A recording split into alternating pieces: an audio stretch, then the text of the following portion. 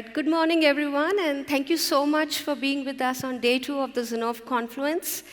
We had an amazing day yesterday, and I think that's thanks to the amazing talks and all of you who were really in spirit in this room. We had some really great talks around leadership, innovation, transformation. There were a lot of key insights about people, planet, profitability, how it all comes together, empathy and compassion. I think yesterday's talks help us reaffirm how strong we are together, the powers of our technology, our entrepreneurship skills, our Salfa Ajasmari attitude, our innate inclusivity, which makes us so strong, and we will be the forefront and pioneers of ESG for the world. So thank you so much also for making this conference sustainable. As my colleagues just said, if you want to use the seeds in your cards, plant them at home. If not, please put them at the exit door of this conference.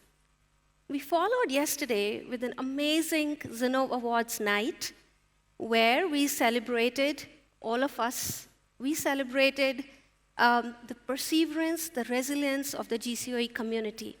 We had 400 nominations from 175 plus companies across 10 different categories, which emerged into 32 distinguished winners, not just from established companies, but companies which are smaller players, but with time are becoming big. So big round of applause for all of us and all the awardees. Today also is a Power Pack Day.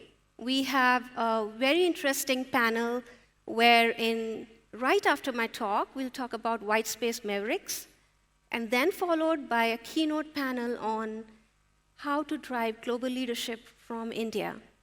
We have another amazing talk about employer branding, innovating from India for the world, and definitely, please do not miss out our Z-Talks masterclass. And the day ends with a talk by the former Commissioner of Police from Maharashtra, Mr. D. Sivanandam, who was instrumental in 1983 bomb attacks and also the 26/11 attacks in India. You do not want to miss out on all of that, but I want you to stay with me for a few more minutes. This picture for this community will remind us for the year, look at all the smiling faces and the spirit which we have in this room. And this is going to make India not just the third pillar, but maybe in future the second or the first pillar for Indian economy. Today, what am I going to talk about? Well, I'm not asking anyone to pick up rocks. That's just a beautiful image. We talked about pivot to future. We talked a lot about talent. So I want to talk about what does it take? What tells us when do we reinvent? Pivoting to future is about our capability to reinvent. But how do we know when to reinvent? And I think that question really got me to think.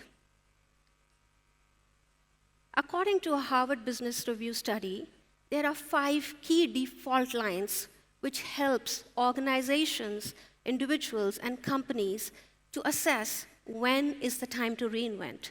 You'll be surprised if you study some more that most companies, when they're at the peak of stable revenue and growth, they do not even realize that it's already time to reinvent or they're going to face disruption. So what are these 5 key fault lines? Before we read this busy slide, I'm a consultant, so I use frameworks for everything I do in my life. But before we get to this, how many of you, your kids or your nieces and nephews have used Play-Doh? Could you please just raise your hand? Okay, so it is a popular toy. How many of you know that Play-Doh was not a toy company? Play-Doh actually in 1930s was a very successful product to actually clean wallpaper which would catch soot from the then coal industry warming capabilities. And that's what it was used to. So it was a cleaning thing. And then in 1950s, when the electricity, oil furnaces, etc., started booming, this company was at the verge of extinction, at least they feared so. The founders completely pivoted. They said, let the kids play with it. They colored the dough and gave it to the kids, gave it to the teachers. Today, this toy is a household name. It's an extremely successful company. And what happened then due to the reinvention? Their customer needs were different. Their customer was no more any kind of a cleaning industry, but it was teachers, parents, kids. They had to have new ways to measure. Their competitors were, again, not from the industry of cleaning devices products. They were actually now the toy industry. Their customers were completely requiring a new business model. But just changing the color of the product and finding that opportunity when there is a requirement to reinvent and pivot, this kind of thought process led to the success they see today. Why am I talking about Play-Doh? Well, there's so much chatter about talent, dearth of talent. We are slated to be losing 8.3 trillion revenue by 2025 due to dearth of talent. Yes, we have a lot of STEM graduates. We are trying our best. But many countries in the world actually face more than 20% shortage in supply of talent against the demand. Then the talent habits are changing, right? People like to work next to a pool, on the road, in the mountains. They don't like to be managed the way they used to be managed 20 years ago. We are in a generation of not baby boomers, but combination of boomers, Z Alpha, and millennials. So do we understand the talent today? With that dearth in talent, is there a requirement to reinvent how we think about talent? Do we understand what these people need? Are we meeting their demands? Is an ESAT once a year sufficient to actually assess what our people want? According to a study done on 2,000 employees and 500 HR specialists, there is a huge divide in the thinking. The employees think they need to be measured on outcomes, impact, and more than half of the HR directors in that pool thought that that is not critical to measure employees' performance. This divide tells us that I'm not sure if we understand what our talent needs today. If you look out and see, okay, we are going to hire a lot more women, we are going to have a more than 50% women workforce.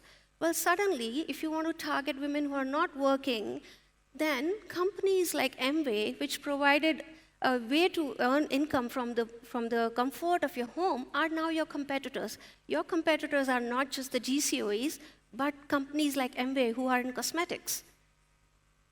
Talent models. Our compensation and benefit structure, have they evolved? Do they meet the demands of what people actually need? And talent and capabilities. Are our managers equipped to manage this talent? Do we understand them? Do we have the right tools and processes to actually be of help to them? I don't have the answers, but I am going to certainly leave you with these questions so we can collectively think about it and change the way we work. Thank you so much, everyone. Enjoy the day.